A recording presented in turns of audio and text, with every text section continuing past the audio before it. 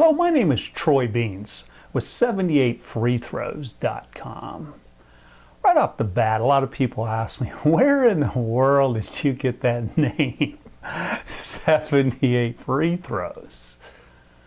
Well, I was a high school basketball coach for 20 years, and one day in the gym, a couple kids were out there shooting, and I stopped to shoot with them and started making free throws, and all of a sudden, that rim just started getting bigger and bigger and bigger, and all of a sudden it felt like it was the size of a trash can. And I'm just making one after another. And I get to 78, and the telephone rings in my office. And I thought, oh, I'm expecting an important call. I better go answer that phone. So I did. Came back after the phone call, and yes, clang, missed the very first one. But not only did I make 78 in a row, 78 Free Throws, the company, there's two things that really stand out for me that are very important. The first one is hard work. I didn't walk in the gym the first time I ever played basketball and made 78 free throws in a row. I practiced. I worked hard at it. In fact, in high school, I didn't leave the gym until I made 10 in a row. I practiced. It was hard work, and I believe in hard work. I don't think we accomplish much in life without putting the effort in. The second thing that 78 Free Throws stands for me is excellence. Now I know my son tells me, Dad, a lot of people made more than 78 in a row, and I understand that. But for the average person, 78 free throws in a row would be considered excellence. And when you come to 78freethrows.com, if you buy one of our products, if you sign up for coaching, I want you to have absolute excellence. I want you to believe that the quality of the product you're getting meets your standard of excellence. And if it doesn't, you're going to get your money back. All of us have relationships. And yeah, I was a basketball coach for 20 years. Now I'm a life coach specializing in relationships. And in my life, probably the first big relationship, not so much with a person, but with an idea that shaped me, was my relationship to athletics. I don't know how old I was, 3, 4 maybe, when my dad walked home one day, came into the house, and he had a wiffle ball and a wiffle ball bat. And he hands me the bat, and he starts pitching to me. Now, who knows, I may have missed the first 20 pitches, I don't remember. But I do remember that I started hitting that ball. And I finally whacked one into the stereo cabinet there in our living room. And my mom came out and said, hey, you guys are going to have to stop. You can't continue to do that. I fell in love with athletics. I couldn't get enough of it. We had a baseball field just close to our home, probably a quarter mile away. And I remember going down there one spring afternoon, sun's out, it's a nice warm day, and I start watching a high school baseball game. I'm probably 9 or 10 by now. And as it gets towards the end of that game, the sun's going down, and it starts getting cold. I wasn't going home. I was going to see that game to the end. I mean, I couldn't leave this game. And so actually some of the fans, some of the parents of the players actually went to their cars and brought me blankets because I'm sitting there shivering as I'm watching this game. But I love athletics. Go through high school, college, playing all kinds of sports, become a PE teacher, an athletic director, a basketball coach. And I learned something very, very quickly. I was passionate about the game.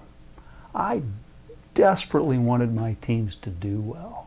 And I started going through this high when we lost and down when high when we won and down when we lost. Well, why is that? I realized my focus was way off. My focus was winning and losing. And you know, as John Wooden used to say, we could play the very best game of our lives and lose. You can't control that. And as I started to realize that, and I started to focus in on my players, and I started to focus in on helping them be the very best they could possibly be, and not worry about whether we won or not, You know, it's, again, something just can't control. And sometimes the ball bounces the wrong way. Sometimes it goes your way. But as I started to dig deep into the game of basketball and trying to figure out what I could do to help my players do their very best, all of a sudden a whole new world was opened up to me. And that was the world of relationships with people and the value of working with individuals. Yeah, I had a basketball team, usually had 10, 12 players on it. They're all different. Every single one of them was different. You have 5 of them on the floor at once. How do you get the very best out of them? How do you help them be the very best player they can be?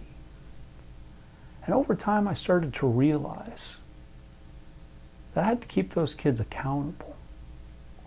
And one of the best ways to keep them accountable was to be fair, was to be honest with every single one of them, not play favorites. Didn't matter whether you were the star player or the kid who sat the bench. It was a sad day when my very best player, in fact, he possibly could be the best player I ever coached, found out he cheated on a paper. He missed the rest of the season. And we were only about halfway through. And we struggled. Well, we did win a championship that year, but we struggled, which we probably wouldn't have without him. If we'd have had him, we wouldn't have struggled like that. But the key thing was he had to understand that he was accountable for his actions. So being a basketball coach, being a life coach, relationship coach, they're the same, but yet they're definitely different.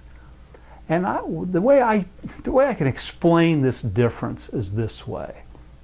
When you look at basketball and you look at a game, a high school basketball game is 32 minutes long. If you get 5 fouls, you're out. Team who scores the most points win. They're very, very specific rules. Now there's a lot of variety to what you can do within those rules. You know, coaches play man-to-man, some play zone, some press. There's just so many different things you can do, but the rules are very, very specific. And at the end of 32 minutes, you got a winner and you got a loser. And people figure out real fast when they start losing, they don't want to lose. So they either change the coach or they get a coach, or the coach starts to look inside himself and say, okay, what do I got to do different? It's always, how can I improve? How can I help this team do better? And we get instant feedback. We lost a game, we lost 2 games, we lost 3 games, maybe we won 4 in a row. Whatever it is, the feedback is consistent and it's there every game. It's there every quarter. We understand that. We have a feel for that. Nobody wants to go into an NBA season and say, oh, we're not going to have a coach. We're just going to go out there and play. You know, the Miami Heat, as great a team as they are, and you know, the NBA championships that they've won, they don't go out there and play without a coach. But the rules are very specific. So in life, a relationship coach, a life coach, why would I hire that? Well, the difference is the accountability in life is spread out over a long period of time. You can think, oh, I'll figure it out. I'll get a hang of it. I can do this. Yeah, it's right, you can. There's no doubt that you can. But for me as a basketball coach, for me as a relationship coach, it's not about getting by. It's about being the very, very best you can be. And that is my job as a relationship coach, is to work with you, that co-creative relationship. So when you have questions and I ask you questions and I start to just change your thinking a little bit, just get you to see it maybe a little different way, not my way, but a different way. So that you start to realize, oh, I can do this. I can accomplish this. You start to see what you can do for you in an amazing way. My specialty, I'm a relationship coach. Well, what does that mean exactly? I specialize in new. And what I mean by new is the young teenager. They haven't dated yet, or maybe they have some, but they really want to know. They got all these emotions and feelings and thoughts going on in their head. I'd love to walk through that with them and help them to understand what's going on in their brain. What happens when you do this? What is the response that goes on? Why do you act the way you do? What is the best way to go so that you can have the best relationships possible? Or, a young couple that's going, we're just getting together. And we would really like to sit down with someone to make sure that we do this the best way we possibly can. I've worked my whole life with teenagers. I know some of you parents out there are like, oh my goodness, my teenager's driving me nuts. I specialize and work with teenagers and work with you on how to communicate with your teenager.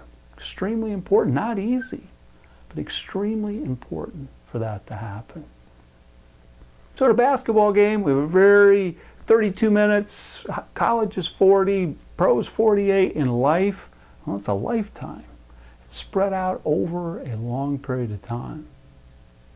If you want to get absolutely the most out of your life, if you're always looking to learn and to get better, then 78 free throws is absolutely the place for you.